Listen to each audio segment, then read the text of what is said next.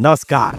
यहाँ पर तो देखिए अभी अपने ये जो पूरा जर्नी अपन ने शुरू किया था एंटरप्रेन्योर एक्सेलेंस प्रोग्राम, जिसमें ऑफ कोर्स समीर भाई ने इनिशिएटिव लिया, समाज के सारे लोगों को एनकरेज किया, इंस्पायर किया कि चलो ऐसा कुछ करते हैं, और एक एक करके उन्होंने एक एक परिवार को कन्विंस किया और लोग धीरे धीरे करके जुड़े, तो जा करके अपना ये सफ़र शुरू हुआ।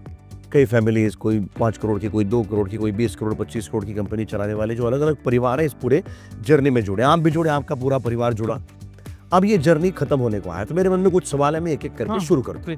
पहले मुझे बताइए कि जब ये जर्नी शुरू हुआ, आपने शुरू किया रमेश भाई, चिराग भाई, तो आप दोनों के मन में क्या हेतु, क्या ऑब्जेक्टिव थे शुरुआत में? तो शुरुआत में पहले से ऐसे ही था कि भाई जा रहे हैं, कुछ नया सीख के आना है।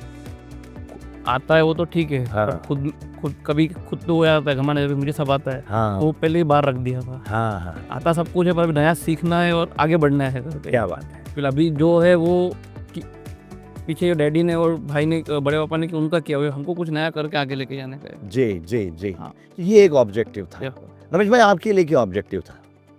हाँ, पर बिजली क्या है, मैं बिजनेस के हिसाब से बाहर घूमता रहता हूँ अलग अलग सिटी में, तो मेरा फोकस ज़्यादा करके मेरी कम्युनिटी में था कि भाई मेरी कम्युनिटी में कहाँ तक लोग पहुँचे।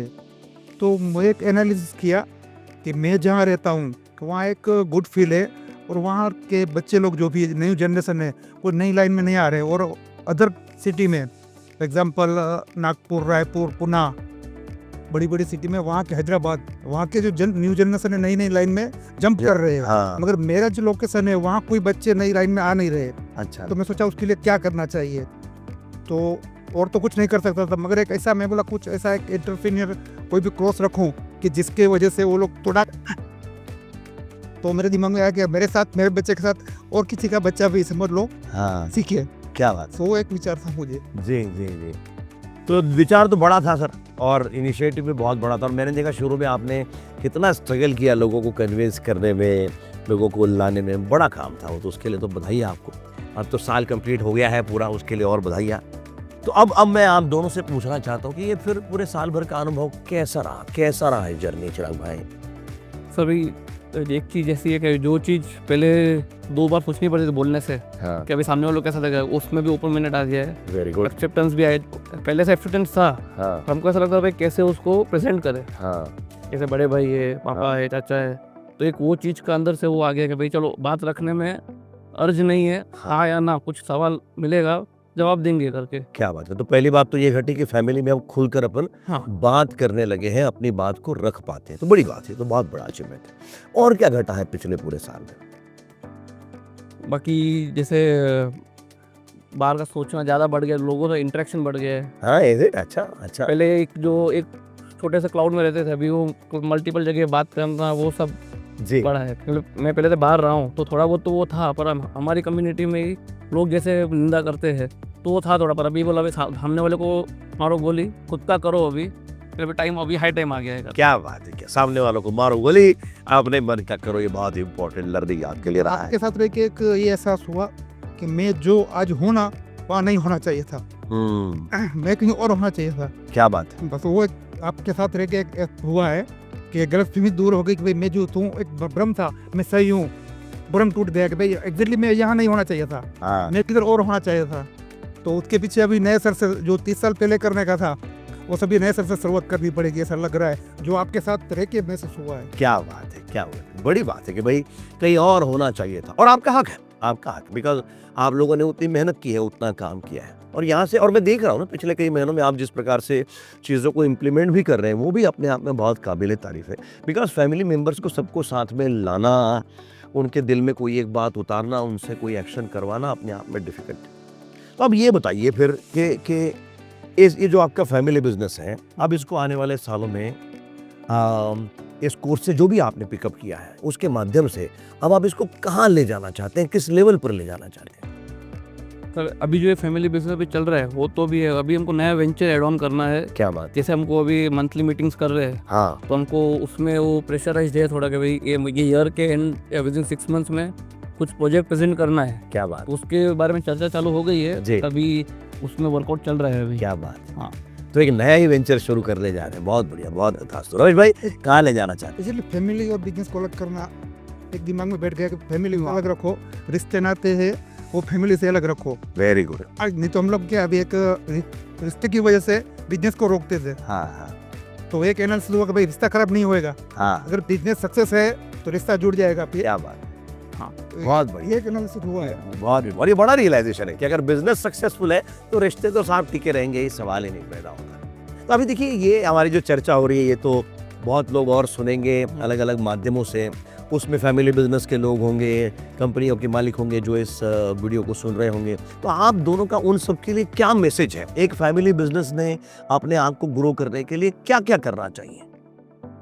बिजनेस के अंदर एक साइंस है, हाँ, अगर वो साइंस पकड़ी हाथ में ताकि आप माइक में अच्छे से सुनाइए। हाँ हाँ, बिजनेस ठीक है वासा में ब्लड में आता है, ठीक है, मगर बिजनेस भी एक साइंस है। जी, अगर साइंस की तरह से अगर आपने बिजनेस किया तो बिजनेस स्मूथ चलेगा और इसके साथ तुम्हारे साथ वर्ल्ड जुड़ेगा। जी, अगर आप अपनी तरह से बिजनेस करेंगे ना तो आपको गधा मजूरी करने का है। हाँ, वो एक एनालिसिस हुआ है, समझ लो। ये क्रॉस करने के बाद भाई बिजनेस भी एक साइंस है और साइंस के तरह से करेंगे तो दुनिया, वर्ल्ड, क्लाइमेट सब आपके साथ है, समझ लो। क्या बात। नहीं तो आप अकेले हो, जुड़ो और मत हो तो फिर गधा मजूरी है, वेतरान है, समझ लो, हाँ, और अब बिजनेस आपको बर्डन लगेगा। हाँ, हाँ, हाँ, मगर अगर ये साइंस के साथ चलेंगे तो बिजनेस अपने आप चलेगा, समझ लो। एक एनालिसिस हुआ है। क्या बात, क्या बात है। तो ये मैसेज है आपका जो देखने वाले ये हमें भाई, आपका क्या मैसेज है?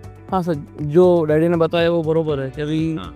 चीज़ हमको खुद को उसमें इन्वॉल्व होना चाहिए। अगर हम उसको ऐसे बर्डन लेते हैं हाँ, तो फिर वो अपने को एक टाइप का ये हो जाता है, भैया ये करना ही है करके। और अगर इंजॉय करते हैं तो वो इजीली हो भी जाता है और जो निर्णय जो चाहिए वो ले सकते हैं टाइम पे। जी जी।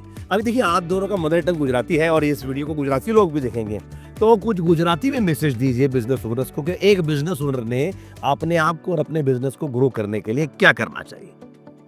क्या पहले तो जो भी गुजराती लोग, हाँ गुजराती मानस है એને મારા હિસાબે इंडिविजुअल मारवाड़ी या दुख सिंधी कास्ट में भी मैं रहता हूँ, मारवाड़ी कास्ट में भी रहता हूँ, वो पिताजी और सन दोनों अपना अपना बिजनेस अलग करने के लिए सोच रहे हैं। और गुजराती लोग सबसे पहले पिता की बिजनेस में आते हैं, वो उसको नहीं आना चाहिए। स्टार्टिंग से ही उसको सोचना चाहिए कि मेरे पे पिताजी का है, मेरा नहीं है। तो वो सोच के अगर वो पहले से चलेंगे तो जल्दी ग्रोथ करेंगे। ये मेरा मैसेज है कि आपका और पिताजी का समझ लो, दोनों को अलग समझ के चलो। जो गलती मारवाड़ी हम लोगों ने की है, मारवाड़ी और सिंधी ने वो गलती नहीं की है। क्या बात। तो मेरे हिसाब से गुजराती से ज़्यादा ग्रोथ में वो लोग है। जी सर, जी सर। क्योंकि आज मैं घूम रहा हूँ, मैं देख रहा हूँ कि जो पटेल कास्ट में जितनी कंपनी है, समझ लो, जो जिन्हें के बोल सकते हैं 1000 करोड़ 2000 करोड़, बहुत जूझ है, समझ लो बहुत। मगर वो चीज़ मारवाड़ी और सिंधी लोग में बहुत है।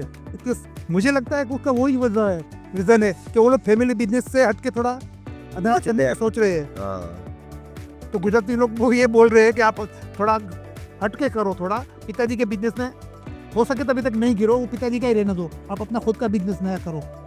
बहुत अच्छा सजेशन है, बहुत अच्छा सुझाव। और फिर अपना बिजनेस बड़ा हो जाए तो उसके बाद फादर की भी बिजनेस को अपन चला ही सकते हैं, सवाल ही नहीं पैदा होती। अच्छा आइडिया है।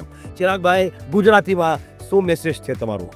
જેમ ડેડીએ કીધું કે ફેમિલી બિઝનેસ જે સન ને ફાધરને કન્ટિન્યુ ના કરવું જોઈએ, એનો એ જે પોઈન્ટ સાચો હોય। બિકોઝ આપણે લોકો એમ જોઈએ છીએ કે ભાઈ આપણે એડ ઓન થઈ જઈએ તો ડેડીનું હેડેક ઓછું થાય, પર એના કરતાં આપણે નવું બિઝનેસ ચાલુ કરી ને એ કંપનીનું હેડેક ઓછું કરી નાખવું આપણે, તો ડેડીનું એ રિટાયરમેન્ટ બિઝનેસ આવી જાય એ હિસાબે। તો એ પોઈન્ટ ઉપર આપણે જરાક મારા જે યુવા ભાઈઓ છે એ બધાને એના બારામાં જરાક વિચારવું જોઈએ। મેં પણ એ વિચાર્યું હતું કે હું ડેડીને એડ ઓન થઉં, પણ સાયમલ્ટેનિયસલી મને બીજું ચાલુ કરી લેવું હતું, તો હજી લેટ નથી થયું, તો હું નવું ચાલુ કરી લઈ। क्या बात है, क्या बात है। बहुत बहुत धन्यवाद। आप दोनों बहुत प्यारी बातें करते हैं और पिछले पूरे साल भर में मैंने आप दोनों का और आपके फैमिली का ग्रोथ देखा है। मुझे पूरा भरोसा है कि आपका परिवार और आपका फैमिली बिजनेस तेजी से आगे बढ़ेगा और बहुत ऊंचाई पर जाएगा। मेरी ओर से बहुत बहुत शुभकामनाएं।